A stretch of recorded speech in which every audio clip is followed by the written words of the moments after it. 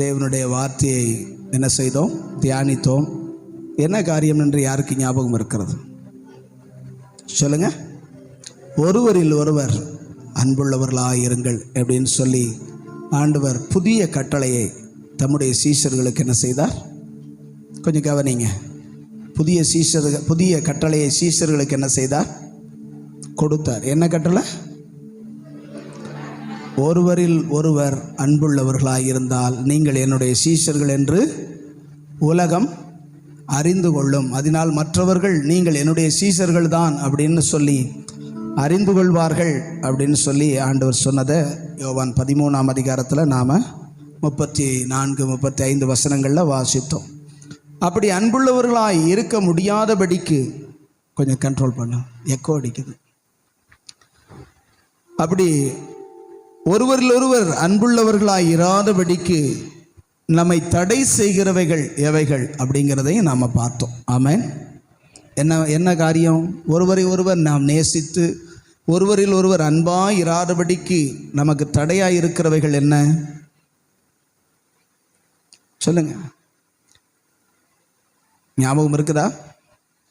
சொல்லுங்க. அவங்க சொல்றாங்க, எனக்கு கேட்குது. அப்படி இருக்கட்டும், நீங்க சொல்லுங்க, சத்தமா சொல்லுங்க. நான் மற்றவரிடத்தில் காண்கிற சின்ன சின்ன குறைகள், சின்ன சின்ன தவறுகள் அவர்களை என்ன செய்ய முடியல?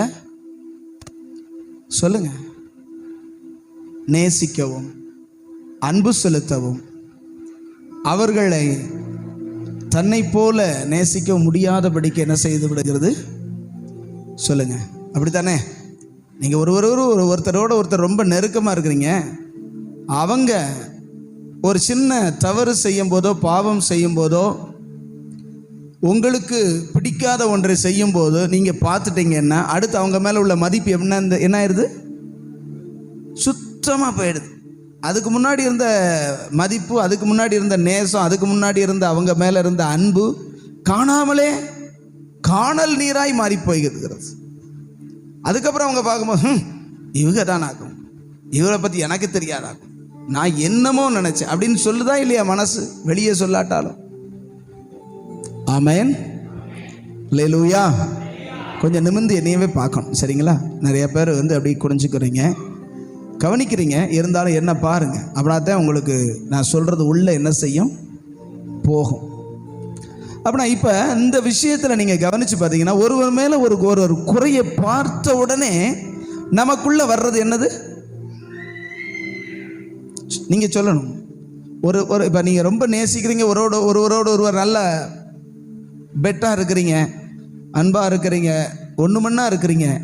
டக்குன்னு உங்களுக்கு ஒரு குறையை பார்த்த உடனே உங்கள்கிட்ட வர்ற விஷயம் என்னது? உங்களுக்குள்ள உண்டாகிற விஷயம் என்னது? சொல்லுங்க. வருதா வரலையா? என்ன வருது?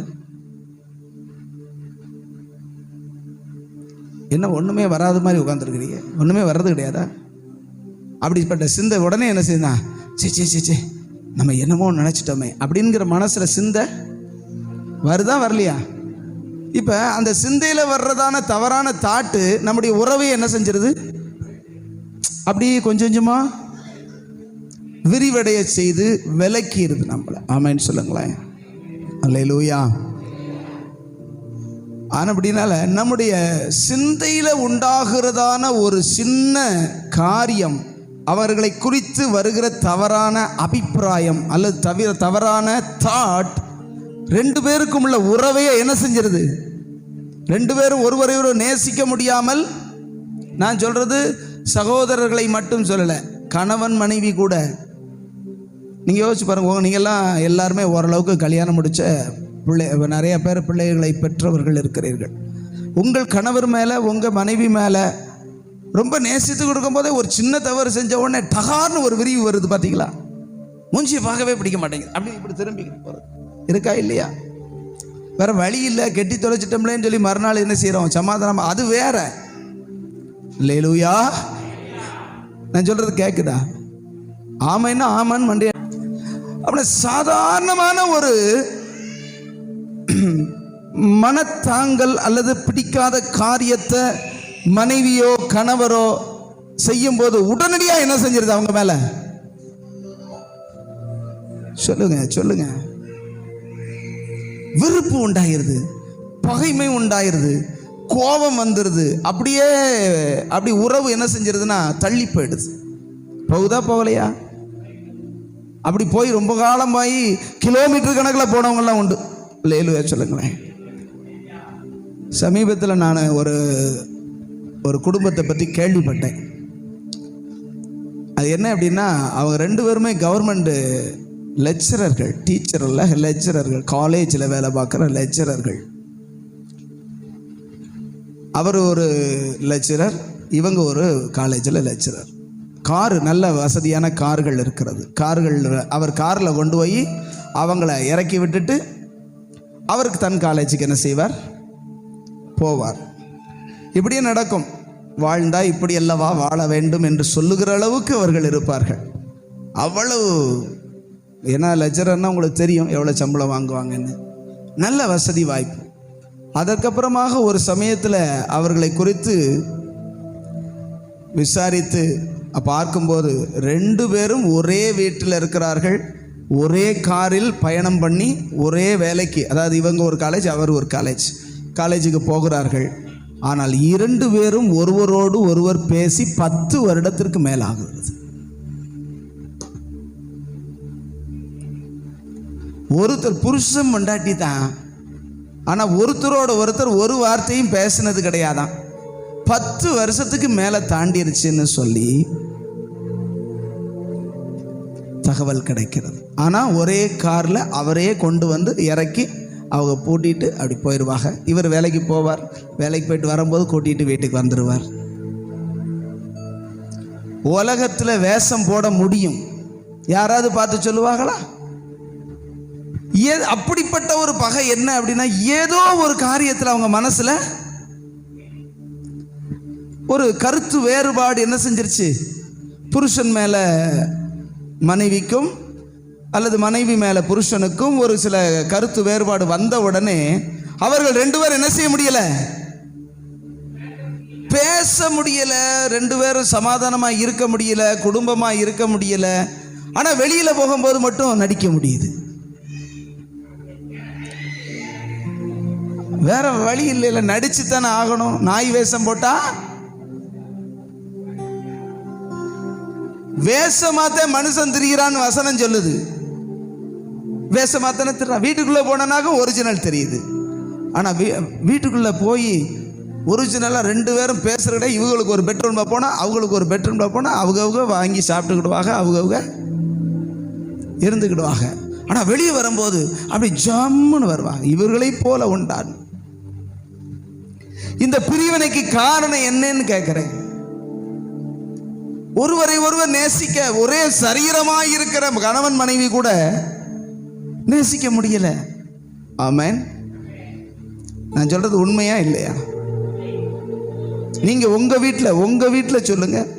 உங்க மனைவி மேல, உங்க கணவர் மேல, உங்க பிள்ளை, உங்க அம்மா மேல, அப்பா மேல, பிள்ளைகள் மேல நம்மளால எப்படி இருக்கு? சொன்னடி கேட்கல என்னவனே, என்னன்னு தொலைஞ்சு போகட்டும் அப்படின்னு மனசுல பிள்ளை மேல சொல்லுதா இல்லையா? மூஞ்சிலேயே முழிக்காத அப்படின்னு சில பேரை சொல்றோமா இல்லையா? நீர் மேலே படுத்தீங்கன்னா நான் கீழ் வீட்டில் படுத்து மச்சுக்குள்ள படுத்துக்கூட அப்படின்னு சொல்றது இருக்கா இல்லையா? அதனாலதான் வசனம் தெளிவாய் சொல்லுகிறது, நீங்கள் கோபம் கொண்டாலும் பாவம் செய்யாதிருங்கள். சூரியன் கீழே அஸ்தமிக்கிறதுக்கு முன்னதாக சொல்லுங்க. எபேசியர்ல வாசிங்க, 2 பக்கம் முன்னாடி திருப்புங்க.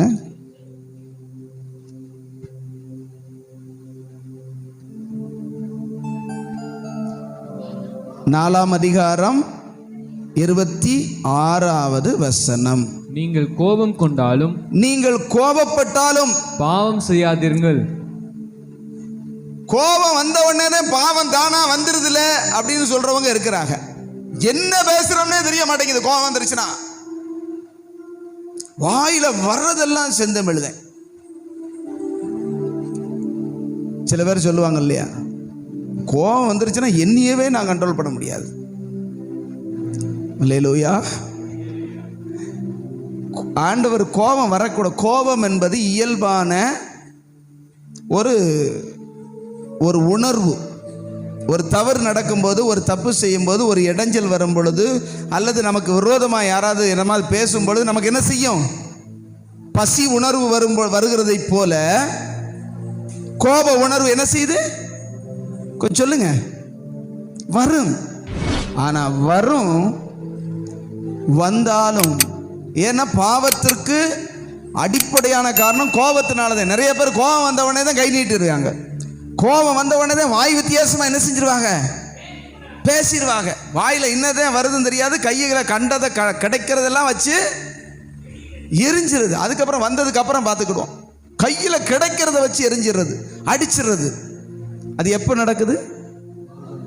கோபம் வரும். அப்படின்னா கோபம் பாவமா? வந்த கோபத்தில் செய்கிற பாவம் தவறு பாவமா? கோபம் வருகிறது பாவமா? கோபம் வந்த பொழுது செய்கிற செயல் பாவமா?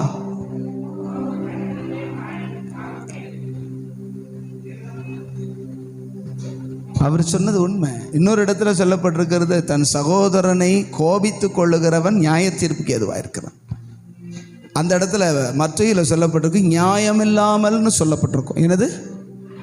நியாயமில்லாமல் கோபித்துக் கொள்ளுகிறவன். தமிழில் மட்டும்தான் இப்படி மொழிபெயர்த்திருக்காங்களாம். மூல மொழிபெயர்ப்பில் எப்படி இருக்குன்னா, அதாவது ஆண்டவர் சொன்ன அந்த கிரேக்கு எபிரேயத்தில் என்ன எப்படி இருக்குன்னா, தன் சகோதரனை, இந்த வசனத்தை நீங்கள் கவனித்து பாருங்கள், தமிழில் இப்படி இருக்குது. மத்தேயு 5:22 தன் சகோதரனை நியாயமில்லாமல் இங்கே இருக்கு. ஆனால் மூல மொழிபெயர்ப்பில் எப்படி இல்லையா? இப்படி இல்லையா? எப்படி இருக்குதுன்னா, அதை வாசிங்க. நான் உங்களுக்கு சொல்லுகிறேன், தன் சகோதரனை கோபித்துக் கொள்பவன் இருக்கான். அந்த நியாயம் இல்லாமல்ங்கிறத நீங்க பிராக்கெட் போட்டு வச்சுக்கோங்க, அது எக்ஸ்ட்ரா சேர்க்கப்பட்டது. கோபம் என்பதே பாவத்துக்கு செய்வதற்கு ஒரு ஊற்று. அது வந்தாதே நம்ம பாவம் செய்யவே முடியும். அடுத்தவனுக்கு விரோதமா. நமக்கு நீங்க வேணா சொல்லுங்களேன், எனக்கு ரொம்ப கோபம் வந்துருச்சு, நான் என் சரீரத்தையும் அடிச்சு நொறுக்கி போட்டேன் அப்படின்னு சொல்றவங்க யாராவது இருக்காங்களா? என்னப்பா கை ஒடிஞ்சிருக்குது, கையில மாவு கட்டு அப்படின்னா, எனக்கு ரொம்ப கோபம் வந்துருச்சு பாருங்க, போய் சட்டு சட்டு சட்டுன்னு 2 இது சுவர்ல இருக்குனேன், கை ஒடிஞ்சிருச்சு. யாராவது சொன்னதை கேட்டுப்பட்டிருக்கீங்களா இது வரைக்கும்? ஏன்? ஆனா அடுத்தவன் கையை ஒடிச்சிட்டு வந்துருவான், மண்டையை உடைச்சிட்டு வந்துருவான். அதை பார்த்துருப்போம். கோபம் வந்ததுனால அடுத்தவன் மண்டை உடையும், அடுத்தவன் கை உடையும், கால் உடையும், மூஞ்சி பேரும், என்னென்னமோ நடக்கும். ஆனால் தாங்கால் கை உடைஞ்சதை பார்த்துருக்கீங்களா? எனக்கு கோபம் ரொம்ப வந்தது பார்த்துங்க, நச்சு நச்சுன்னு போட்டு கையை உடைச்சிட்டேன் சொல்லுவீங்களா?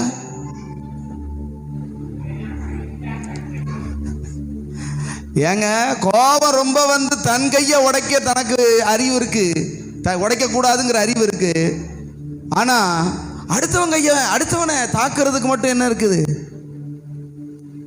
முடியுது இல்ல? அதே பாவம். அல்லேலூயா, அல்லேலூயா சொல்லுங்க. அப்படின்னா அந்த சிந்தையில உண்டாகிறதான ஒரு தவறான தாட் அடுத்தவங்களை என்ன செய்ய வைக்குது? பாவம் செய்ய வைக்குது. கோபம் வராமல் இருக்காது, கோபம் வரும். கோபத்துக்கு தீனி போட்டாத்தே பாவம் உற்பத்தி ஆகும். ஆமென் சொல்லுங்களேன். அல்லேலூயா. நம்முடைய சிந்தனையில தேவ பிரசன்னம் இல்லாத ஒரு நிலைமையில தான், அல்லது தேவனுக்கு உகந்த நம்முடையதான நினைவு இல்லாததுனால தான் அதிகமான கோபங்கள் அல்லது அதிகமான தேவையில்லாத சிந்தனைகள் நம்ம என்ன செய்கிறது? ஆட்கொள்ளுகிறது. அல்லேலூயா. அப்படின்னா நம்முடைய சிந்தைய எம்டியா வச்சிருக்கும் போது அப்படி எடுத்துக்கலாம். தேவ பிரசன்னம் இல்லாத பொழுது, தேவனோடு நாம் இணைந்து, சொல்லுங்க, நீங்க பேசுங்க, என்னோட கொஞ்சம் பேசுங்க, வாழும் பொழுது, தேவ பிரசன்னத்திலே நான் இணைந்திருக்கும் பொழுது, ஒரு பாத்திரத்தில் ஒன்றை வைத்திருக்கிறீர்கள், அதில் இன்னொன்றை ஊற்ற முடியுமா? ஏன் ஊற்ற முடியாது? அதில் ஏதோ ஒன்று இருக்கு. ஆனால் எம்டியா இருந்தால் எதுனாலும் ஊற்றலாமா இல்லையா? அப்படின்னா உங்க சிந்தை எம்டியா இருக்கும் போது பிசாசு அவ்வப்போது இச்சையை நிரப்பி விடுகிறான். அவ்வப்போது பாவத்தை, கோபத்தை என்ன செஞ்சுக்கிறான்? அல்லேலூயா சொல்லுங்க. அல்லேலூயா. கவனிக்கிறீங்களா? ரொம்ப முக்கியமான விஷயம் இன்னைக்கு ஆண்டவர் உங்களுக்கு சொல்ல போகிற விஷயங்கள். ரொம்ப குறிப்பெடுக்கிறவங்க ஞானமாயிடுங்க. உங்களுடைய சரீர பலவீனம் என்னன்னு தெரியாது, இருந்தாலும் நீங்கள் கவனமாக கவனிங்க. உங்கள் சரீரத்தில் பாவம் அப்படியே ஆளுகை செய்ய போகிறது இல்லை. சிந்தையில தான் முதல்ல என்ன செய்யுது? இடம் கொடுத்த உடனே நிரப்புது. அப்ப சிந்தை எம்டியா இருக்கிறதுனால தானே நிரப்புது. அல்லேலூயா. நீங்க அந்த நம்ம வாசித்தோம்ல பிலிப்பியர் 4ஆம் அதிகாரம் 7வது வசனத்தை வாசிங்க. அப்பொழுது நீங்க கவனிங்க. 7 அப்பொழுது எல்லா புத்திக்கும் மேலான, எல்லா புத்திக்கும், எல்லாம் வாசிங்க, எல்லாம் சேர்ந்து வாசிங்க. எல்லா சகோதரர்கள் பக்கம் சத்தமே கேட்க மாட்டேங்குதே. எல்லா புத்திக்கும் மேலான தேவ சமாதானம் உங்கள் இருதயங்களையும் உங்கள் சிந்தைகளையும் கிறிஸ்து இயேசுவுக்கு உள்ளாக காத்துக்கொள்ளும். அல்லேலூயா. நீங்க ஒன்றை குறித்தும் கவலைப்படாமல், அதுக்கு முந்தின வசனம் சொல்லப்பட்டிருக்கிறது, எல்லாவற்றையும் குறித்து உங்கள் விண்ணப்பங்களை, உங்களுடைய பிரச்சனைகளை, உங்களுடைய தேவைகளை, விண்ணப்பங்களை ஸ்தோத்திரத்தோட கூடிய ஜெபத்தினாலும் வேண்டுதலினாலும் தேவனுக்கு தெரியப்படுத்தி விட்டால், உங்கள் பிராபலங்களை, உங்களுக்கு இருக்கிற போராட்டங்களை, உங்களுக்கு இருக்கிற பிரச்சனைகளை, பலவீனங்களை, தேவைகளை, எதுவானாலும் ஸ்தோத்திரத்தோடு. ஏன் ஸ்தோத்திரத்தோடு சொல்றாரு சொல்லுங்க? கவனிங்க. ஏன் ஸ்தோத்திரத்தோடு சொல்றாரு சொல்லுங்களேன். ஸ்தோத்திரம் செய்தால் என்ன வரும்? கிருபை பெறும். ஸ்தோத்திரம் பண்ணும் போதே உங்க மேல கிருபை இருக்கும். கிருபை நிறைந்த நிலைமையில, ஆண்டவரே எனக்கு இப்படி இப்படிலாம் பிரச்சனை இருக்கு, இப்படி இப்படிலாம் போராட்டம் இருக்கு, இப்படி இப்படிலாம் பலவீனம் இருக்குப்பா, இப்படி இப்படிலாம் தேவை இருக்குப்பா அப்படின்னு சொல்லி ஸ்தோத்திரம் பண்ணிக்கிட்டே தெரிய மட்டும் படுத்துங்க. சில பேர் ஜெபம் பண்ணுறதை கேட்டிங்கன்னா ஏசு நேரம் பிச்சு பிடுங்கி அது வேற மாதிரி போயிடும். அப்படிலாம் ஜெபம் பண்ண வேண்டிய அவசியமே இல்லை. நல்லா ஸ்தோத்திரம் பண்ணி தேவ கிருபையினால, பிரசன்னத்தினால நம்பி, எல்லாம் இப்படி இப்படிலாம் இருக்குப்பா, உங்களுக்கு தெரியும்ப்பா, நீங்கள் பார்த்துக்கங்கப்பா, ஆமேன்னு சொல்லுங்களேன். முடிஞ்சு போச்சு. அவருக்கு தெரியாத ஏதாவது நடக்குதா நம்ம வாழ்க்கையில்? இல்லை, அவருக்கு நம்ம சொல்லித்தான் அவர் கவனிக்கிறாரா? சில பேர்லாம் ஜெபம் பண்றதை நான் பார்த்துருக்கேன். ஆண்டவரே, அத்தனாவது தெருவில் அந்த நபர் இருக்கிறான், உமக்கு தெரியுமா ஆண்டவரே, அவன் அப்படி பேசினான் ஆண்டவரே. என்னமோ இவங்கதான் என்ன இயேசுநாதருக்கு சொல்லி கொடுக்கறது மாதிரி. நீங்க அவனை பார்த்துக்கங்க ஆண்டவரே. என்னமோ இதுவரைக்கும் அவர் பார்க்காதது மாதிரியும் கேட்காதது மாதிரியும். எசேக்கியா ராஜா அழகா ஜெபம் பண்ணான். சனகரிப் ராஜா வந்து இஸ்ரவேல் ஜனங்களை என்ன செய்யறான்னா தூசிக்கிறபடி பேசுறான். ஒரு நிருபத்தை எழுதி கொடுத்துருக்கான். அதை வாசிக்கிறான். அதை ராஜாட்ட கொண்டு குடுங்கடான்னு சொல்றான். அசிங்க அசிங்கமா பேசி இருக்கிறான். அப்படி வைங்க. ராஜா இங்க அரண்மனையில் இருக்காரு. வேலைக்காரங்க போய் வாங்கிட்டு வர்றாங்க. அந்த அங்க போய் அதை வாசிச்சு பார்த்துட்டு திடுத்திடுன்னு போய் எங்க போனான் தெரியுமா? தேவாலயத்துக்கு போய் அதை விரிச்சு இப்படி வச்சுக்கிட்டு, ஜீவனுள்ள தேவனே பாரும் சொல்றான். ஜீவனுள்ள தேவனே பாரும், ரப்சாகே, ஜீவனுள்ள தேவனை நிந்தித்து சொன்னதை நீர் கேட்டு இருக்கிறீர். எங்க பேசுனது? இவன் கேட்கல, இவனுக்கே தெரியாது, இவனே காதுல கேட்கல. ஆனா அவன் சொல்றான், அங்க பேசினான், எங்க ஊருக்கு வெளியில அலங்கத்துக்கு வெளியே நின்று பேசினான். அதை தேவனாகிய கர்த்தர் கேட்டிருக்கிறீர், அதன்படியே பதில் செய்வீர். இதன் ஜெபம். அல்லேலூயா. பாரும் கேளும் அப்படின்னு சொன்ன. பாரும்னா அவருக்கு என்ன வாசிக்க, அவர் வாசிச்சு பார்த்து கண்டு தெரியணுமா? ஆண்டவர் அவன் எழுத முன்னாடியே அவன் சிந்தையில் இருக்கிறத அறிஞ்சிருக்கிறார். ஆமென் சொல்லுங்களேன். அப்படின்னா அப்பாட்ட போய் ஜெபம் பண்ணும்போது அவருக்கு எல்லாம் தெரியும். அவர் எல்லாத்தையும் பார்த்துக்கிட்டு தான் இருக்காருங்கிற நினைவு நமக்கு வந்துருச்சுன்னா நம்ம ஜெபமே மாறிடும். அவர் பார்த்துக்கிடுவாருங்கிற நம்பிக்கையும் நமக்கு வந்துடும். போய் கூன்னு அழுகிறது எங்க? தேவ சமூகத்துக்கு போய் ஒரே ஒப்பாரி. எதுக்கு? உமக்கு கண்ணு இல்லையா ஆண்டவரே? ஏன் ஆண்டவரே இப்படி இருக்கு? அவரை போய்கிட்டு அவர் சொல்ல, நல்லா தாண்டா இருக்கும், நீ பார்த்துக்கிட்டு தாண்டா இருக்கேன் பார். அவர்கிட்ட போய் நாம அவரை துதிச்சு, என்ன இந்த நிலைமையிலேயே வந்து ஸ்தோத்திரம் பண்றானேன்னு அவர் ஆச்சரியப்படணும். ஆமென்னு சொல்லுங்களேன்.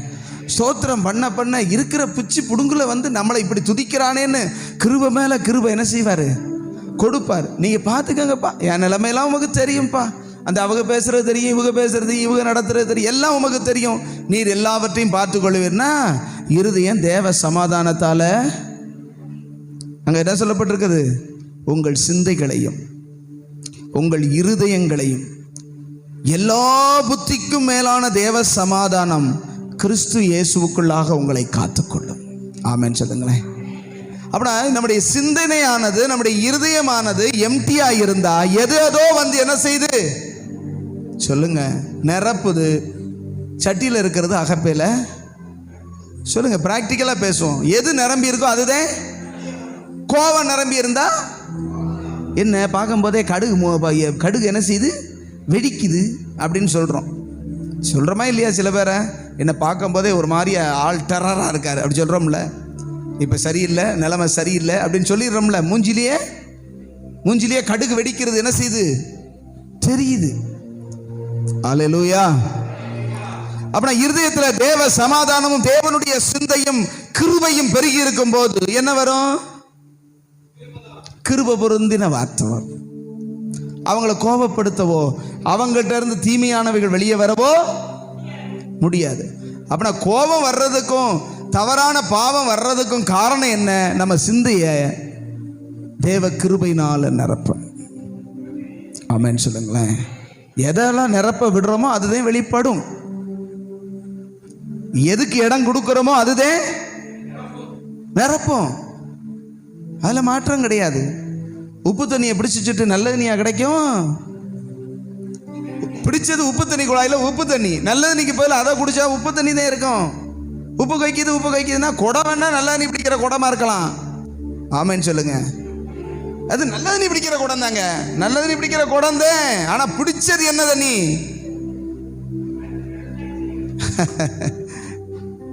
செஞ்சது தப்பு, நிரப்புனது என்னதுன்னு உப்பு தண்ணி நிரப்பிடுச்சு.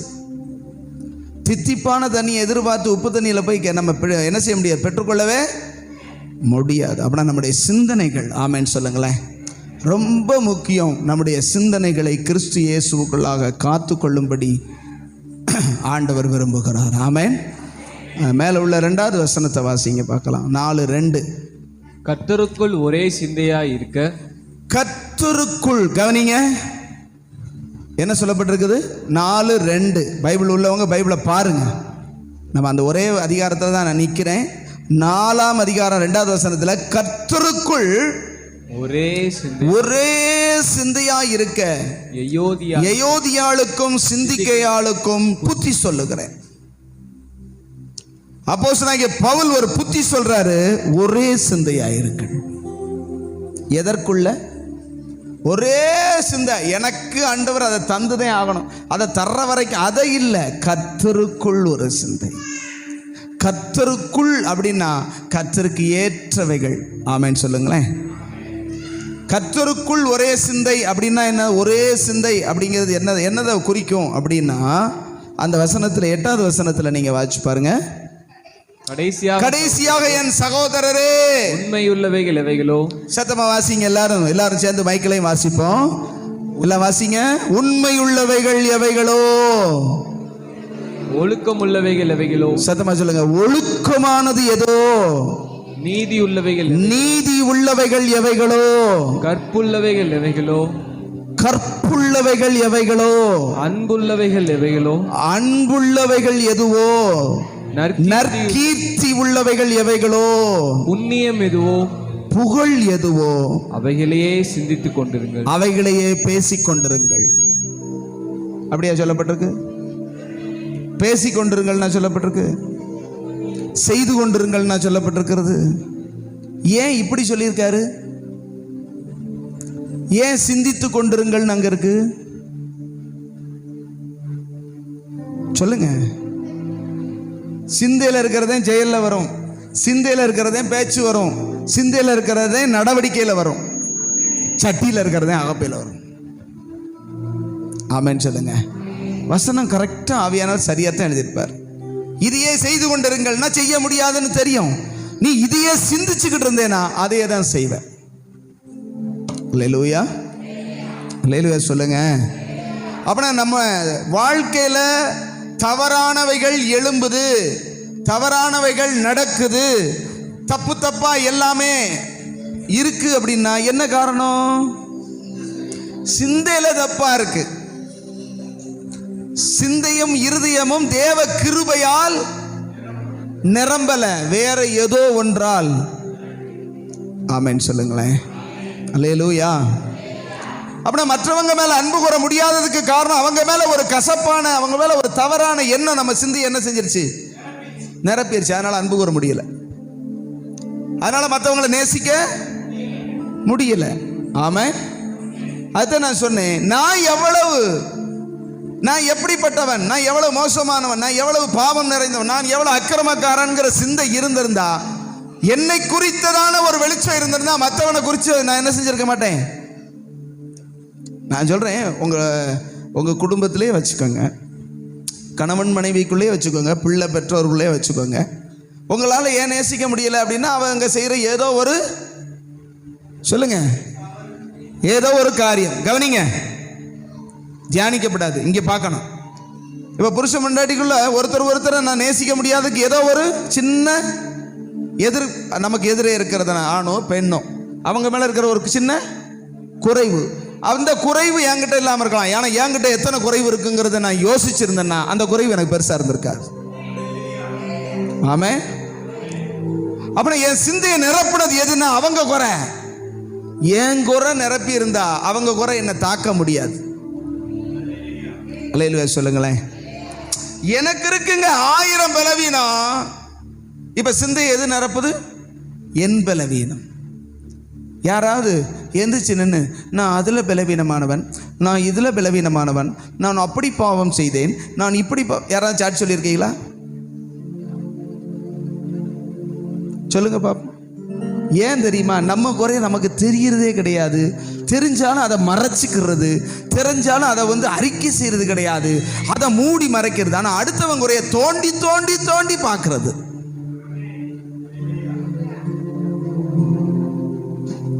எப்படி அன்பு கூற முடியும்? எப்படி வசனத்துக்கு கீழ்ப்படிய முடியும்? அவனவன் பிறனை அல்ல தன்னையே நோக்கி பார்க்க, தன் பலவீனத்தை பார். நீ ஒன்னிய பார்க்க பார்க்க பார்க்க உன் பலவீனத்தை பார்த்து அதை சரி பண்ண தேவ கிருபை உன்னை மூடிக்கிட்டே இருக்கும். நீ வளர்ந்து கொண்டே போவ, கிருபை பெருகி கொண்டே போகும். நீ பரிசுத்தத்து மேலே பரிசுத்தம் அடைஞ்சு கொண்டே போவ. கிறிஸ்துவின் சுபாவம் உனக்குள்ள நிரம்பிக்கிட்டே இருக்கும். அல்லேலூயா. இப்ப அன்பு கூற முடியாததுக்கு வெரி சிம்பிள் காரியம் என்னன்னா, மற்றவங்களுடைய குறை நம் சிந்தையை நிரப்பியது. ஆமென். அப்படி என்னை குறித்ததான காரியத்தை நான் என்னுடைய வேதத்தில் தேவனுடைய உதவியோடு, பிரசன்னத்தோடு, வெளிச்சத்தோடு நான் பார்த்து அதை சரி பண்ண என்னால், ஆண்டவரே நான் இவ்வளவு பலவீனமாக இருக்கனே, நான் இவ்வளவு தவறான காரியங்களால் நிரப்பப்பட்டிருக்கேனே, என் சிந்தை அசுத்தமாக இருக்குதே, இதை நான் சரி பண்ண தேவனே உங்கள் கிருபை வேணுமேன்னு சொல்லி அதால் என் சிந்தை நிரப்பப்பட்டு இருந்தா அடுத்தவங்களை பற்றி சிந்திக்கிறதுக்கு நேரமே, அவங்க தப்பு செஞ்சது அது அவங்களோட விடப்பாக நம்ம விட்ட கிடக்க புழுத்து போய் கிடக்கு. ஆமென் சொல்லுங்களேன். அல்லேலூயா. அப்படி சிந்தை வரும். ஏன்னா எது நிரம்பி இருக்கோ அதுதான் பேச்சில். இப்போ எது வருது? அவ அப்படி, இவ அப்படி, இது இப்படி சரியில்லை, அது அவங்க அப்படி செஞ்சாங்க, என்னன்னா எது நிறைஞ்சிருக்கு? சொல்லுங்க. அவங்கள பற்றி தான் இவங்க தியானமே இருக்குது. யாரை பற்றி? அடுத்தவங்களை பற்றி தான் இவங்க தியானமே. உன்னைய பற்றி தியானம்.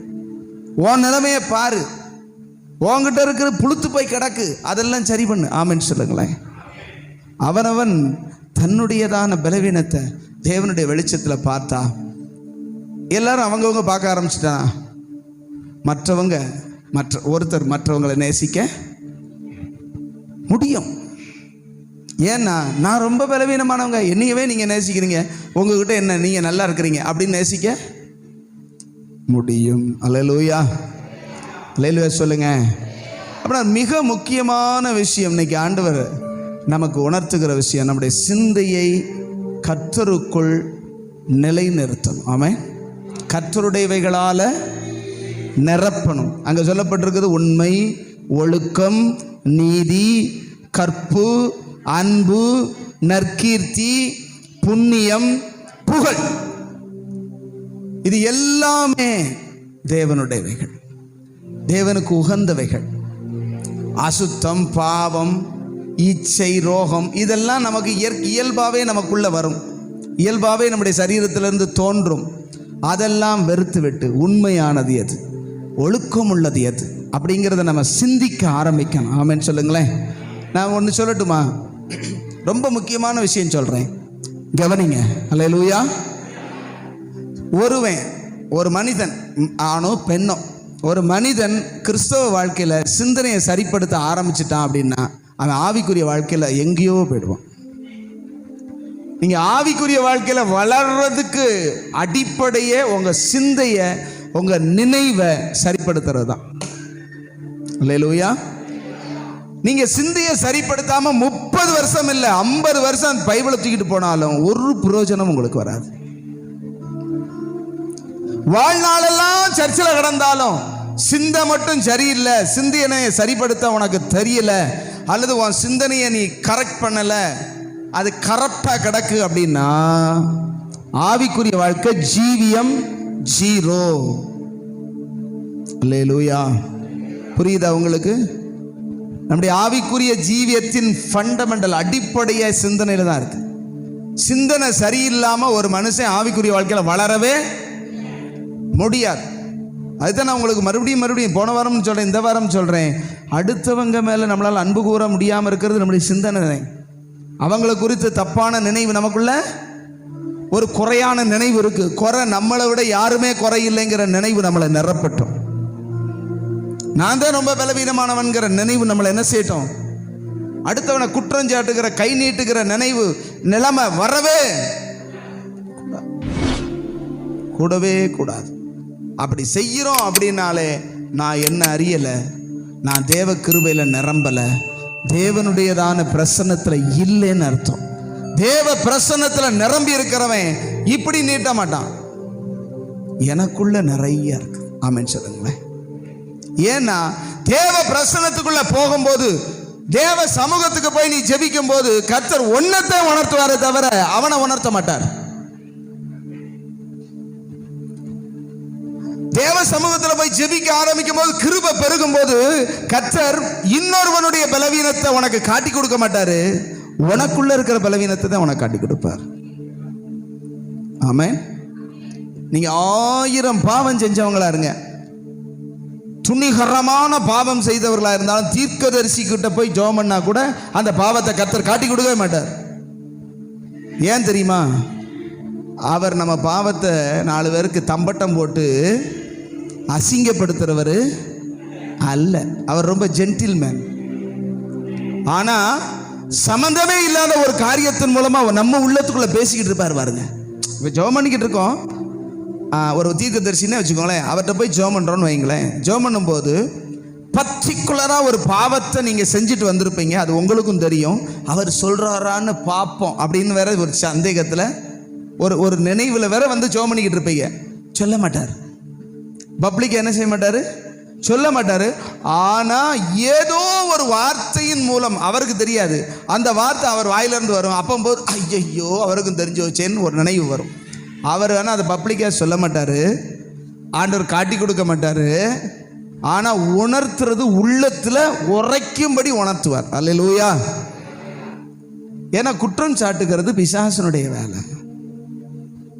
யார் வேலை சொல்லுங்க? யார் வேலை? பிசாசுக்கு ஒரு வேலை இருக்குன்னா அவன் சகோதரர் மேல குற்றம் சாட்டி கொண்டே இருப்பான். அவனுக்கு வேற வேலையே கிடையாது. அல்லேலூயா சொல்லுங்களேன். குற்றம் சாட்டுகிறவனே அவனுக்கு பேரு. ஆமென். அவன் வேலையை அவன் கிளீனா செய்வான். அவன் வேலையை நீங்க செய்யக்கூடாது, நான் செய்யக்கூடாதுன்னு கர்த்தர் நினைக்கிறார். ஆமென் சொல்லுங்களேன். நீங்களும் நானும் ஆண்டவருக்கு பிள்ளைகளா, சாத்தானுக்கு பிள்ளைகளா? நீங்கள் ரெண்டுக்கு மண்டையாடுறது மாதிரி தெரியுது. நான் சாத்தான் பிள்ளையா? ஆமாம் ஆமாம் ஆமாம். ஆண்டவர் பிள்ளையா? ஆமாம் ஆமாம். எப்படி ஆமாம் ஆமாம்? எதுக்கு ஆமாம் ஆமாம்? நான் ஆண்டவருடைய பிள்ளையா கர்த்தருடைய இது சாத்தானுடைய பிள்ளையா? வாயை திறந்து சொல்லுங்க. ஆண்டவருடைய பிள்ளை. ஆண்டவருடைய பிள்ளைன்னா ஆண்டவருடைய வேலையை செய்யு. சாத்தான் பிள்ளையா இருந்தால் தான் சாத்தான் வேலையை செய்யணும். சாத்தான் என்ன வேலை செய்கிறான்? வாசிங்க, வாசிச்சு பார்த்தீங்கன்னா தான் உங்களுக்கு தெரியும். அந்த இதில் வாசிங்க, நீதிமொழி வெளிப்படுத்தின விசேஷம் 12ஆம் அதிகாரம் 10வது வசனத்தை வாசிங்க. 12:10. அப்பொழுது வானத்திலே ஒரு பெரிய சத்தம் உண்டாகி, இப்பொழுது இரட்சிப்பும் வல்லமையும் நமது தேவனுடைய ராஜ்யமும் அவருடைய கிறிஸ்துவின் அதிகாரமும் உண்டாய் இருக்கிறது.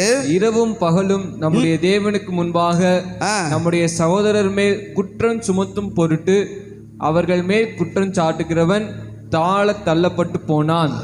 அங்க பாத்தீங்களா, பாதியில் இருக்கு பாத்தீங்களா, இரவும். நல்லா வாசிங்க, இரவும்.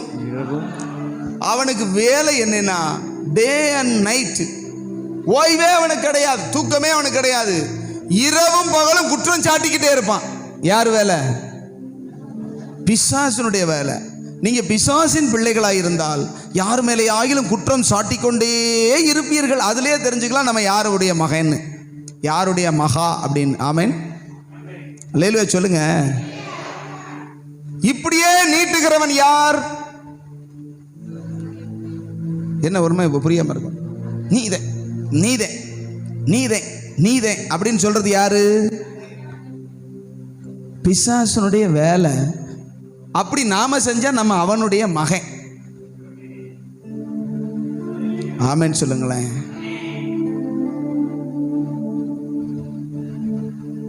ஆண்டவர் குற்றங்களை உணர்த்துகிறவர். குற்றங்களை என்ன செய்வாரு? உணர்த்துவார். யாருக்கு உணர்த்துவாரு? என் குறைய இன்னொருத்தனுக்கு உணர்த்த மாட்டாரு, எனக்குள்ள உணர்த்துவார்.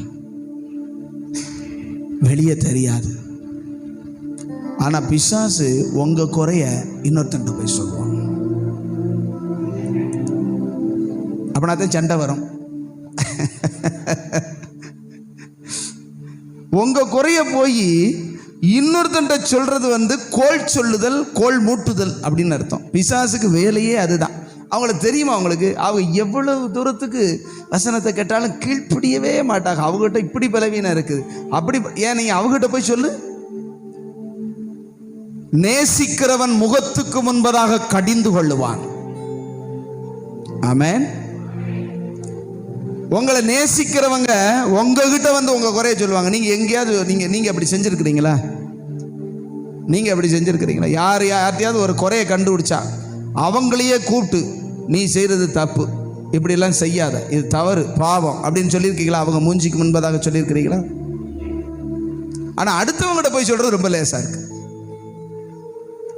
எது லேசு, எது கஷ்டம்? சொல்லுங்க. நீங்க ஆண்டவருடைய பிள்ளைனா ஒன்று அவங்கள கூப்பிட்டு, யார் மேலே ஒரு குற்றத்தை பார்க்குறீங்களோ அவங்கள கூப்பிட்டு அவங்ககிட்ட சொல்ல முடிஞ்சா சொல்லுங்க. சண்டை வந்துருங்கிற மாதிரி ஒரு மனநிலைமை வந்துருச்சு அப்படின்னா அவற்றை மட்டும் சொல்லுங்க. புரிஞ்சவங்க அல்லேலூயா சொல்லுங்க. ஐயா, ஒரு குறைய பார்க்குறீங்க, உங்கள் வீட்லேயே ஒரு குறைய பார்க்குறீங்க, அவங்கள தனியாக கூப்பிட்டு யாரும் இல்லாத நேரத்தில் அவங்க குறைய அவங்களுக்கு உணர்த்த உங்களுக்கு தில் இருக்குது, அந்த பக்குவம் இருக்கு, அந்த சாமர்த்தியம் இருக்கு அப்படின்னா அவங்ககிட்ட சொல்லி சீர்படுத்துங்க, உணரும்படி சொல்லுங்க. இல்லை வாயை திறந்துட்டா பூகம்பம் வெடிச்சிரும் அப்படின்னு ஒரு மனநிலைமை உங்களுக்கே தெரியும்.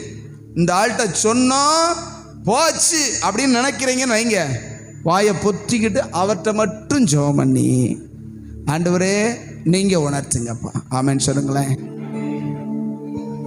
எல்லா டைம்லாம் சொல்லிட முடியாது. எல்லா டைம்லாம் குற்றத்தை என்ன செஞ்சிட முடியாது.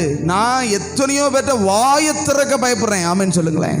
விசுவாசி கேட்டேன், அதனாலதான் சில பேரை எட்டியே பார்க்க முடியல, ஆமென் சொல்லுங்களேன்.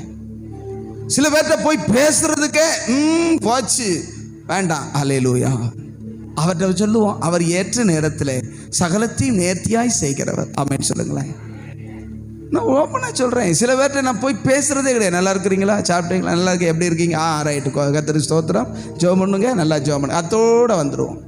பர்சனல் விஷயத்தை தொட்டோம்னு வச்சுக்கோங்க, அங்கே வந்து யூரோக்குளிதோன் காற்று வீசிடும். புரியுதா உங்களுக்கு? கப்பலையே கவுத்திரும், நம்மளையே கவுத்திடுவாங்க. சண்டை பிடிச்சிட்டு வர்றதுக்கு நமக்கு மனசு இல்லை.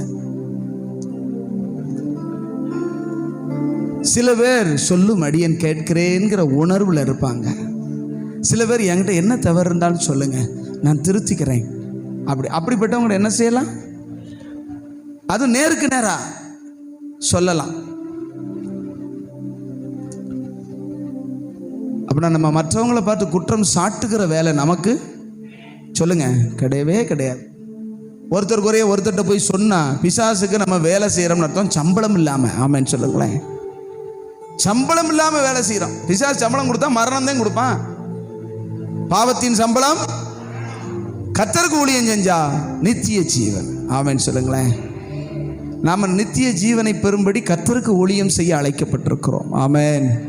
கர்த்தருக்கு ஊழியம் செய்கிறதுனா நம்மை நாமே சுத்திகரித்து மற்றவர்களுடையதான குறைகளை பார்க்கும்போது அவங்களுக்காக தேவனிடத்திலே சொல்லி ஜெபித்து முடிந்தால் தனிப்பட்ட விதத்தில் அவர்களுக்கு உணர்த்தி அவர்களை சீர்படுத்த முடியுமானால், இல்லாட்டி விட்டுறணும். ஆமென் சொல்லுங்களேன்.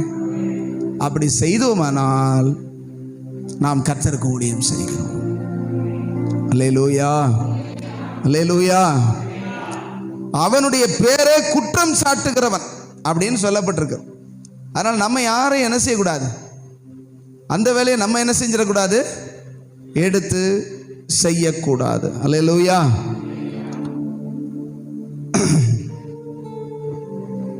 நம்ம வாசிங்க 3ஆம் அதிகாரம், அதில் பிலிப்பியர் 3ஆம் அதிகாரம்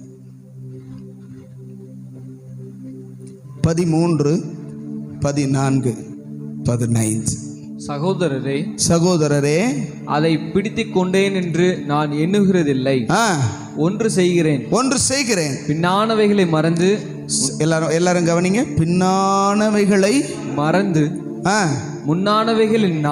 முன்னானவைகளை நாடி கிறிஸ்து இயேசுவுக்குள் தேவன் அழைத்த பரம அழைப்பின் பந்தய பொருளுக்காக லக்கை நோக்கி தொடருகிறேன். ஆகையால் நம்மில் தேறினவர்கள் யாவரும் இந்த சிந்தையாயிருக்க கடவோம். எந்த காரியத்திலாவது நீங்கள் வேறே சிந்தையாய் இருந்தால் அதையும் தேவன் உங்களுக்கு வெளிப்படுத்துவார். எனக்கு வெளிப்படுத்துவார்னு சொல்லாம உங்களுக்கு வெளிப்படுத்துவார்.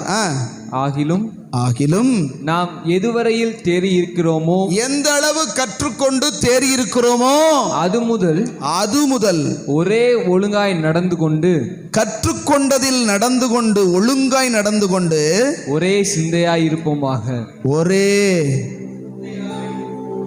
ஒரே என்ன சிந்தை? நான் எதுக்கு அழைக்கப்பட்டேன், நான் எதுக்கு பிடிக்கப்பட்டேன், நான் எதுக்காக தேவனால் சொல்லுங்க பிடிக்கப்பட்டேனோ, அந்த சிந்தை வரணும். எதுக்கு அவங்களை கர்த்தர் பிடிச்சிருக்காரு, எதுக்கு உங்களை அழைச்சிருக்காரு? அவருடைய சாயல், ஆமென், அவருடைய தன்மை, அவருடைய ரூபம், அவருடைய சீஷர்களாய் இந்த உலகத்துல சொல்லுங்க. நீங்கள் ஒருவரோடு ஒருவர் அன்பாய் இருந்தால் என்னுடைய அவனை சீசனா இருக்கணும் சொல்லித்தானே சொல்றாரு. அவனை சீசனா இருக்க கூடாதபடிக்கு என்ன தடுக்குது? ஏதோ ஒன்று நம்மளை கெடுக்குது. சிந்தையில நான் எதற்காக அழைக்கப்பட்டேன், நான் எதற்காக பிடிக்கப்பட்டேன், அதையே நோக்கி ஓடக்கூடாதபடிக்கு ஒன்று தடை செய்கிறது. என்னன்னா பின்னானவைகள். அங்க சொல்ற பின்னானவைகளை மறந்து. சத்தமா சொல்லுங்க, பின்னானவைகளை மறந்து. அப்படின்னா பின்னானவைகள்னா என்னது? பின்னானவைகள்னா என்னது? பின்னாடி இருக்கிறவைகளா? கடந்து போன காரியங்கள், நாம் நடந்து வந்த பாதைகள், விழுந்து போன வாழ்க்கை. அல்லேலூயா. கவனிங்க, தேவ சமூகத்துல நம்முடைய பின்னான போய் வந்த பழைய காலத்தில் இருக்கிற விழுகைகள், சுபாவங்கள், பாவங்கள், செய்த காரியங்கள், இதையே நினைச்சுக்கிட்டு அப்படி இருக்கனே இப்படி இருக்கனே அப்படியே இதே இல்லை. இப்ப நான் எதற்காக அழைக்கப்பட்டிருக்கிறேன், இப்ப தேவன் எனக்கு என்ன லக்கை நியமிச்சு வச்சிருக்கிறார், என்னை எதுக்காக முன்குறித்தார், எதுக்காக தெரிந்து கொண்டார், அதை பிடித்துக் கொள்ளும்படி. ஆமென் சொல்லுங்க.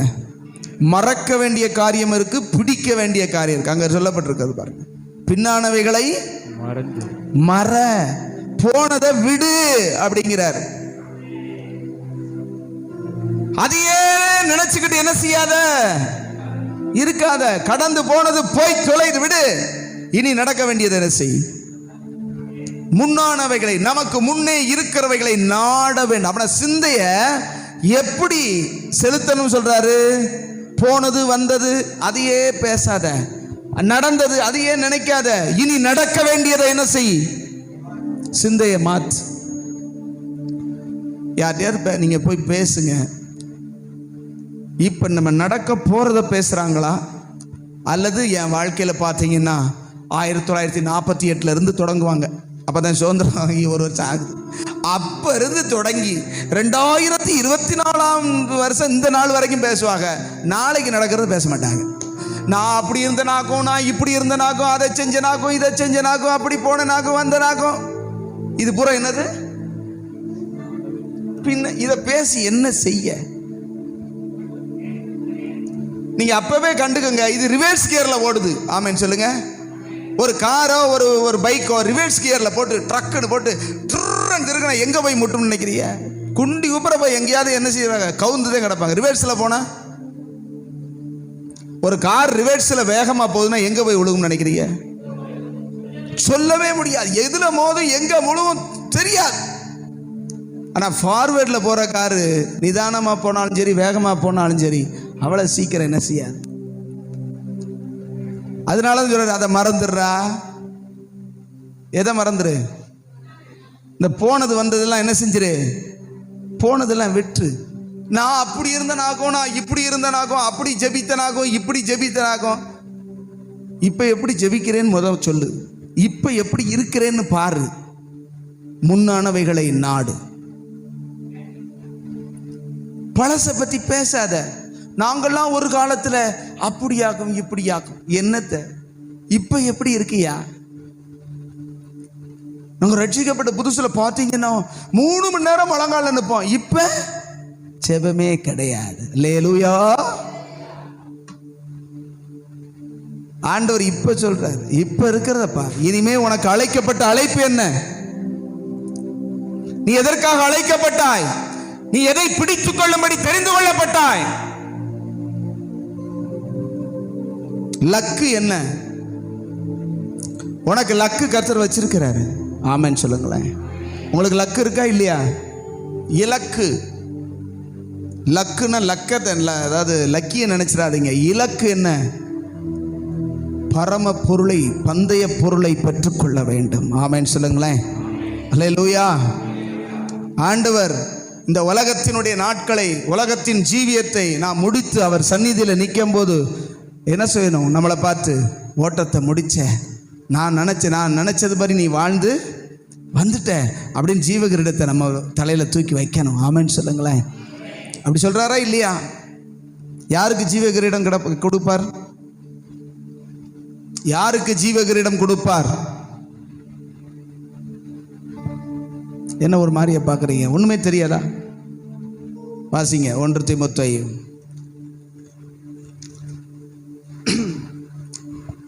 4:7. 4:7. 1 தீமோத்தேயா 2 தீமோத்தேயு, சாரி 2 தீமோத்தேயு 4:7. 2 தீமோத்தேயு 4:7. நல்ல போராட்டத்தை போராடினேன், ஓட்டத்தை முடித்தேன், விசுவாசத்தை காத்துக்கொண்டேன். இது முதல் நீதியின் கிரீடம் எனக்காக வைக்கப்பட்டு இருக்கிறது. நீதியுள்ள நியாயாதிபதியாகிய கர்த்தர் அந்நாளிலே அதை எனக்கு தந்தருளுவார். அதை எனக்கு தருவார். என்ன? நான் ஓட்டத்தை முடிச்சிட்டேன். அவர் சொல்றார், ஓட்டத்தை முடிச்சேன், விசுவாசத்தை காத்துக்கொண்டேன்னு சொல்றார். எனக்கு அந்நாளில் தருவார். எப்ப? அவர் சமூகத்துல போய் நிற்கும் போது தருவார். எனக்கு மாத்திரம் கிடையாது, அவர் பிரசன்னமாகுதலை விரும்பும் யாவருக்கும், அவருடைய பிரசன்னத்தை, அவர் சமூகத்தை, அவரை விரும்புகிற யாவருக்கும், எல்லாருக்கும் தருவார். ஆமென் சொல்லுங்களேன். யாவருக்கும் அவர் ஜீவ கிரீடத்தை, என நீதியின் கிரீடத்தை என்ன செய்கிறார்? தருவாரு. யாருக்கு தருவார்னா, லக்க நோக்கி போறவனுக்கு, பின்னானதை நினைச்சுக்கிட்டே புலம்பிக்கிட்டு இருக்கிறவனுக்கு, ரிவர்ஸ்ல போறவனுக்கு எப்ப போய் சேருவான் ஊருக்கு? போக வேண்டியது மதுரை ஆகும், போறது இப்படி ரிவர்ஸ் ஆகும். எப்படி போறதுன்னு கேட்கிறேன். பின்னானவைகளை நினைச்சுக்கிட்டு போறவன் ரிவர்ஸ் கியர்ல போறான்னு சொல்றார். பழச பேசாதீங்க. இப்ப தேவன் என்ன செய்ய சொல்றார்? இப்ப எதை பிடிச்சுக்கிட சொல்றாரு? எதை நினைக்க சொல்றாரு? எதை சிந்தையில இருத்த சொல்றாரு? எதை நீ சிந்திக்கணும்னு சொல்றாரு? எதை பிடிச்சுக்கிட்டு ஓடணும்னு சொல்றாரு? போய் சேர்ந்துருவ. ஆமென் சொல்லுங்களேன். அங்க லக்க நோக்கி ஓடிடுவ. அழைத்த அழைப்பு. அநேகர் வேறு விதமாய் ஓடுகிறார்கள். அந்த வசனத்தை வாசிச்சு பாருங்க சீக்கிரம். பிலிப்பியர் 3ஆம் அதிகாரத்துல 18 3:18, ஏனெனில் அநேகர் வேறு விதமாய் நடக்கிறார்கள், அவர்கள் கிறிஸ்துவின் சிலுவைக்கு பகைஞர் என்று உங்களுக்கு அநேக தரம் சொன்னேன். அல்லேலூயா. ஐயா, வேறு விதமாகவும் நடக்க முடியும். அதான் சொல்றேன். ரிவர்ஸ்லையும் ஓட முடியும், ரிவர்ஸ்லையும் போக முடியும். பழசையே பேசிக்கிட்டு அப்படியாகும் இப்படியாகும் பேசிக்கிட்டு, அதை நான் அப்படி செஞ்சேன், இப்படி வாழ்ந்தேன், இப்படி இருந்தேன், ஆண்டவர் அறிய முன்னதாக அப்படியாகும், இதே பேசிக்கிட்டு இருக்கலாம். வேறு விதமாகவும் நடக்கலாம். சொன்னேன். இப்ப கண்ணீருடன் சொல்லுகிறேன். 19, அவர்களுடைய முடிவு அழிவு. வேறு விதமா நடக்கிறவங்க முடிவு என்னது? அழிவு.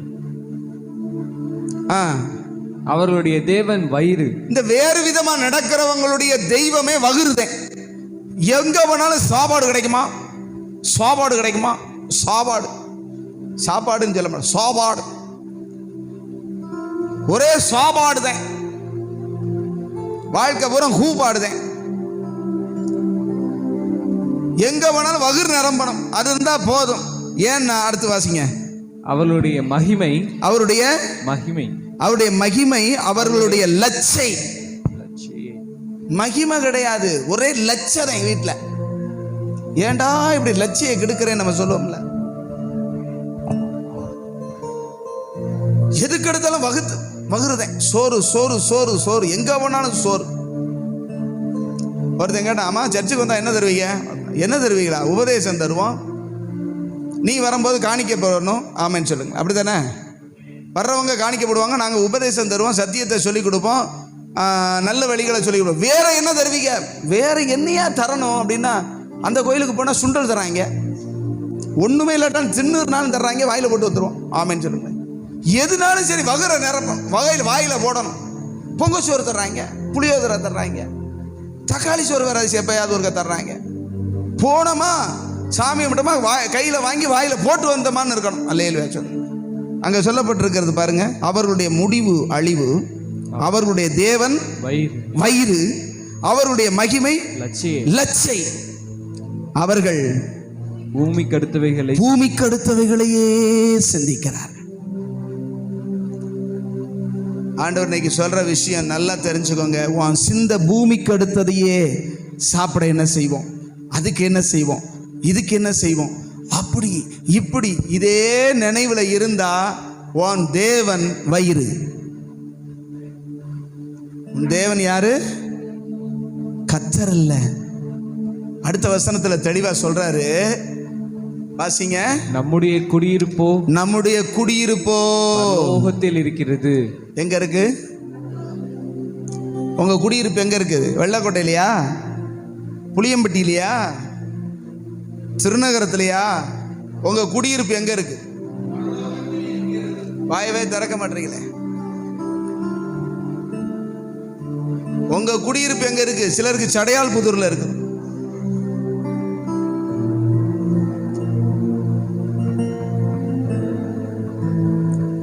சிலருக்கு காலனியில் இருக்கா குடியிருப்பு. நம்முடைய குடியிருப்பு ஒன்று இருக்கா, என்னுடைய குடியிருப்பு ஒன்று இருக்கா? நம்ம எல்லாரும் ஒரே இடத்துல தான் குடியிருக்க போறோம். ஆமேன்னு சொல்லுங்களேன். இங்கே தான் வெவ்வேறு ஏரியாக்கள்லாம், அங்கே ஒரே ஏரியா, ஒன்லி ஒன் பரலோகம் தான். ஆமேன்னு சொல்லுங்க. பரலோகத்தில் தெற்கு வடக்கு அதெல்லாம் இல்லை, அது ஒரே. ஆமேன்னு சொல்லுங்க. நம்முடைய குடியிருப்பு பரலோகத்தில் இருக்கிறது. அங்கே இருந்து கர்த்தராய் இருக்கிற இயேசு கிறிஸ்து என்னுடைய இரட்சகர் வர எதிர்பார்த்து கொண்டிருக்கிறோம். அங்கே இருந்து, எங்கே இருந்து? பரலோகத்தில் இருந்து நம்மை கூட்டிட்டு போறதுக்கு நம்முடைய இரட்சகர், நம்மை ரட்சிக்கிறவர், நம்மை தூக்கிக்கிட்டு போறவர் எப்ப வருவார்னு எதிர்பார்த்துக்கிட்டு இருக்கிறது தான் வாழ்க்கை. ஆமென் சொல்லுங்க. எப்படா இது நிரம்பும்? எப்போ பார்த்தாலும் உள்ளே தள்ளிக்கிட்டே இருக்கிறது, எப்போ பார்த்தாலும் இன்புட் அண்ட் அவுட்புட். அல்லேலூயா. இங்கே உள்ளே இறக்க வேண்டியது அங்கே போய் தட்ட வேண்டியது, இங்கே உள்ளே இறக்க வேண்டியது அங்கே போய் தட்ட வேண்டியது.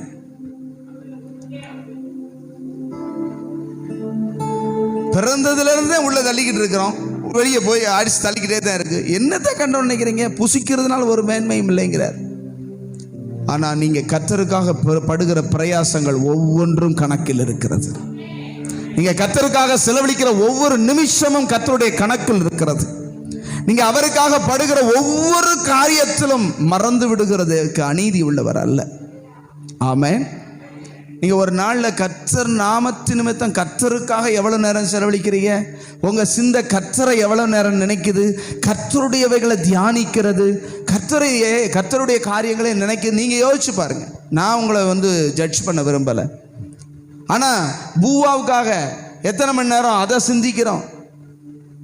ஒரு வகுருக்காக எவ்வளவு நேரத்தை நம்ம என்ன செய்யறோம்? ஏன் நம்முடைய தெய்வம் எது? வயிறு. எது தேவனோ அதுக்கு தான் உழைப்போம், எது தேவனோ அதுக்காகத்தான் நம்ம பிழைப்போம். சிந்தையில நிரம்பணும். ஆமென் சொல்லுங்களேன்.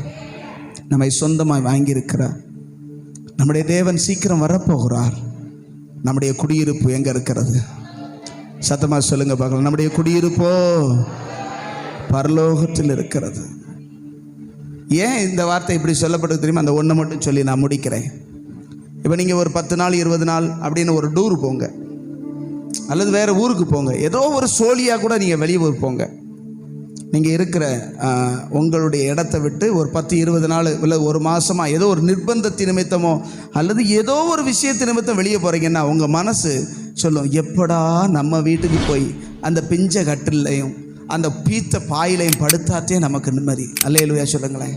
நான் சொல்கிறது உண்மையா இல்லையா? நீங்கள் போகிற இடத்துல என்னதே ஏசி ரூமில் படுத்திருந்தாலும், என்னதே வசதி வாய்ப்பான பிரியாணியாவே சாப்பிட்டாலும், அந்த வீட்டுக்கு வந்து அந்த அழுக்கு பாயில படுத்த நிம்மதி இருக்கவே இருக்காது. நான் சொல்றது உண்மைங்கிறவங்க சத்தமா இல்லையே சொல்லுங்க பார்க்கலாம். இது நிதர்சனமான உண்மை. நமக்குன்னு ஒரு குச்சி மாதிரி ஒரு ஓலை குடிசை இருந்தாலும் அதில் படுத்தாத்தே நிம்மதியாக தூங்க முடியும். ஏன் தெரியுமா? அது நம்முடைய குடியிருப்பு இந்த உலகத்தில். அது மாதிரி இந்த உலகத்தில் நம்முடைய குடியிருப்பு, நம்முடைய ஆவிக்குரிய வாழ்க்கையில் பரலோகத்திலிருந்து நம்முடைய இரட்சகர் வந்து எப்போ கூட்டிகிட்டு போவார்னு அந்த சிந்தை வரணும். இது வாடகை வீடுங்க. இதில் வசதி வாய்ப்பெல்லாம் இருக்கத்தான் செய்யுது. ஏசி இருக்குது, ஓசி இருக்குது, எல்லாம் இருக்குது. சொந்த வீடு 1க்கு 2 இருக்குது, கீழே இருக்குது, மேலே இருக்குது. எவ்வளோ நேரம் எவ்வளோ வேண்டிய வீட்டில் படுத்து அப்படியே கடகடான்னு உருளுவீங்களா? தூங்கிட்டோன்னா ஒரு 6க்கு 2 தான் நம்ம இடம், அவ்வளோதான். ஒரு டபுள் காட் பெட்டில் 3 பேர் படுத்துக்கிறோம், 4க்கு 6ல். இவ்வளோ பெருசாக எனக்கு கத்தர் கட்டி கொடுத்துருக்காரு, இங்கே படுத்து கடகடான்னு உருண்டு இப்போ தூங்குவீங்களா? வாய்ப்பே கிடையாது. 10க்கு 10 ரூமில் நாங்கள் 4 பேரும் படுத்து தூங்குறோம். இவ்வளோ பெரிய வீடு எதுக்கு ஆண்டவரை கொடுத்தீங்க? ஒரு காலத்தில் 15க்கு 10ல் 6 பேர் படுத்து திரும்ப முடியாமல் கிடந்தோம். ஆண்டவரை ஒரு பெரிய வீடு கொடுத்தா என்னென்ன கொடுப்பேன்டா. அப்போது படுக்க ஆள் இருக்காதுடா. அல்லேலூயா சொல்லுங்க. இப்போ இந்த ரூமில் படுக்கவா, இந்த ரூமில் படுக்கவா, மைய காலில் படுக்கவா, முன்காலில் படுக்கவா, எல்லாத்துலேயும் ஃபேன் இருக்கு. அப்போ ஃபேனும் கிடையாது, ஓரளவும் கிடையாது. அல்லேலூயா. நம்முடைய கவனம் எதுல இருக்கணும்னு ஆண்டவர் நினைக்கிறார்னா, இது என்னுடைய குடியிருப்பு இல்லை, அது குடியிருப்பு. அங்கிருந்து எங்க அப்பா வந்து என்னை கூட்டு போக வேகமா வரப்போறாருன்னு ஏக்கம் இருக்கணும். அந்த டூரிஸ்ட் போயிருக்கும் போது எப்படா போய் நம்ம வீட்டில் இருப்போம், அந்த கஞ்சியை குடிச்சிட்டு நிம்மதியாக படுத்துவோங்கன்னு ஒரு நினைவு வரும்ல, அது மாதிரி பரலோகத்தை குறித்து நம்முடைய ஏக்கம் வரணும்னு கர்த்தர் என்ன செய்யறாரு? எதிர்பார்க்கிறார். சிந்தையில பரலோக நினைவுகள், தெய்வத்தின் நினைவுகள் அப்படியே நம்மை நிரப்பட்டும். ஆமென் சொல்லுங்களேன். அப்படியே எழுப்பி நிற்போம் கர்த்தருடைய சமூகத்தில். எல்லாம் எழுப்பி நிற்க பார்க்கலாம் ஆண்டவர் சமூகத்தில். ஹல்லேலூயா. பரலோகம்தான் என் பேச்சு, பரிசுத்தம்தான் என் மூச்சு. உங்க உள்ளத்துல பரலோகத்தை குறித்தே சிந்தனை வரட்டும். என் குடியிருப்பு அங்கே இருக்கிறது, என்னுடைய வீடு அங்கே இருக்கிறது, என் இரட்சகர் வந்து என்னை அழைத்து போக வரப்போகிறார். ஹல்லேலூயா.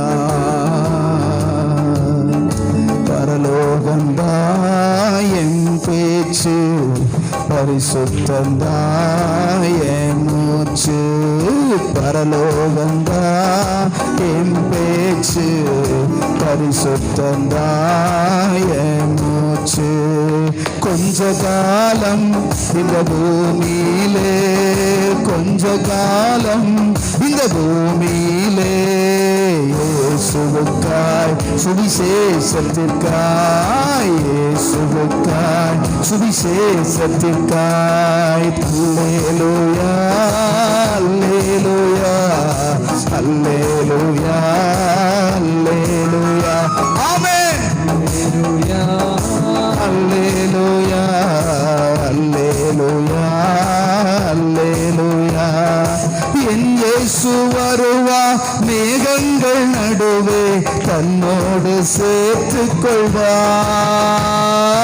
என் இயேசு வருவார் மேகங்கள் மேலே தன்னோடு சேர்த்துக் கொள்வார். கூடவே வைத்துக் கொள்வார், என்ன கூடவே வைத்துக் கொள்வார். அல்லேலூயா அல்லேலூயா அல்லேலூயா அல்லேலூயா. ஆமென். அல்லேலூயா. சத்தமா சத்தமா.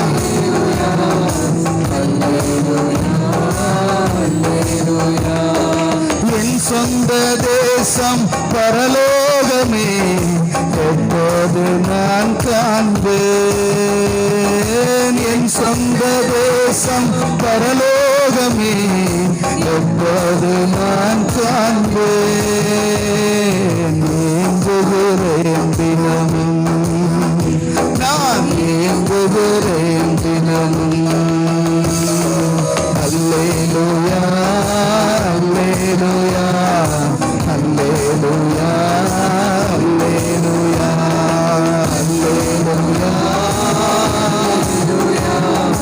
அல்லேலூயா அல்லேலூயா. சங்கீதக்காரன் தாவீதை காண்பேன், பாடச் சொல்லி கேட்பேன். பரலோகத்துல சங்கீதக்காரன் தாவீதை காண்பேன், பாடச் சொல்லி கேட்பேன். சேர்ந்து பாடிடுவேன், அங்கே நடனம் ஆடிடுவேன். நான் சேர்ந்து பாடிடுவேன். சேர்ந்து பாடுவீங்களா? நடனம் ஆடிடுவேன். அல்லேலூயா அல்லேலூயா அல்லேலூயா. ஆமென். அல்லேலூயா அல்லேலூயா அல்லேலூயா. பரலோகம்தான் என் பேச்சு, பரிசுத்தம்தான் என் மூச்சு.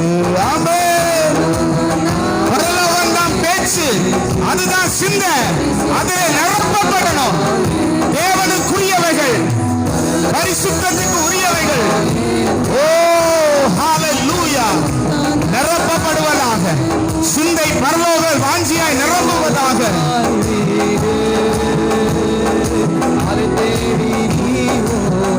ஆமென். பரலோகம் தாய் வீடு, அதை தேடி நீ ஓடு. ஒருவரும் அழிந்து போகாமலே, ஒருவரும் அழிந்து போகாமலே, தாயகம் வரவேற்கும் தப்பாமலே, நம்ம தாயகம் வரவேற்கும் தப்பாமலே.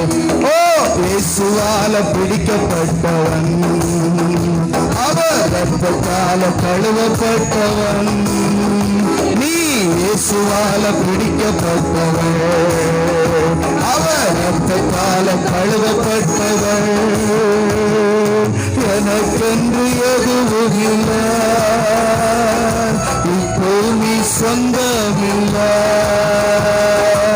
எனக்கென்று சத்தமா சத்தமா சத்தமா இப்பூமி ரெண்டு கரத்தை உயர்த்தி எல்லாமே இயேசு, எல்லாம் இயேசு, எல்லாம் இயேசு, இயேசு இயேசுன்னு சொல்லுங்க. எல்லாம் இயேசு, இயேசு, இயேசு, எல்லாம் இயேசு, இயேசு, இயேசு, எல்லாம் இயேசு, இயேசு, இயேசு. ஹல்லேலூயா, ஹல்லேலூயா, ஹல்லேலூயா, ஹல்லேலூயா, ஹல்லேலூயா.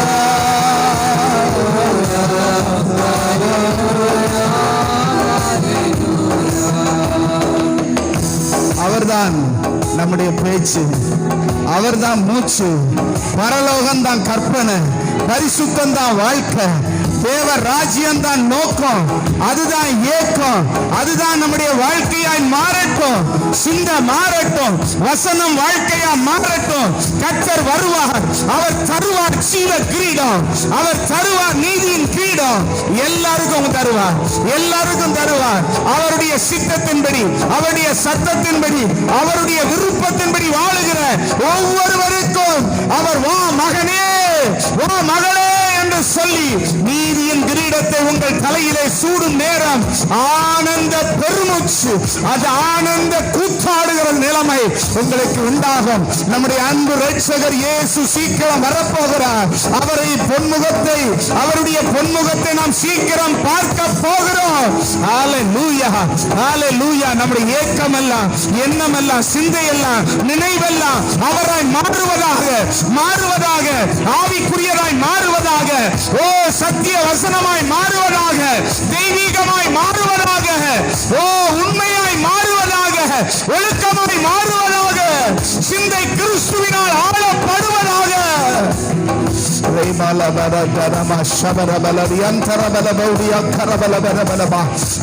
ஆமென். பரலோக சிந்தை, பரிசுத்த சிந்தை, கிறிஸ்துவின் சிந்தை, தாழ்மையின் சிந்தை, அன்புள்ள ஒரே கர்த்தருக்குள் ஒரே சிந்தை நிரப்பப்படுவதாக. சொல்லுங்க, நிரப்பப்படுவதாக.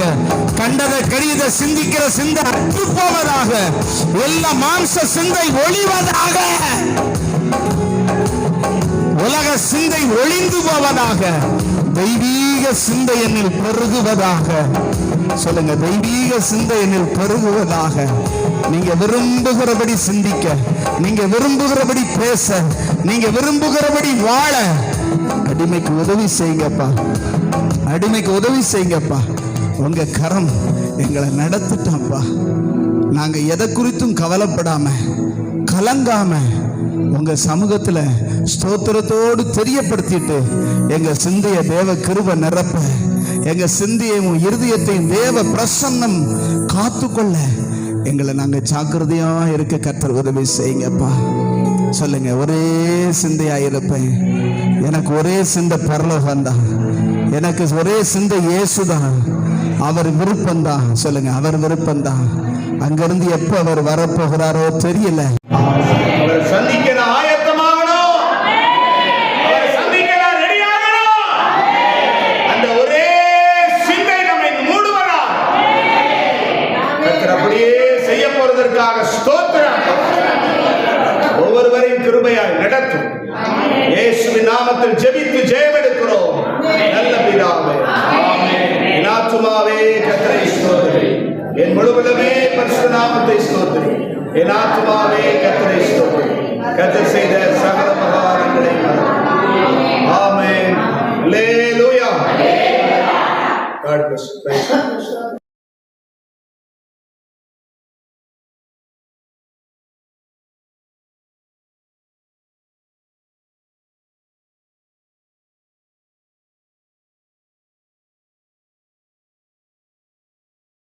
you.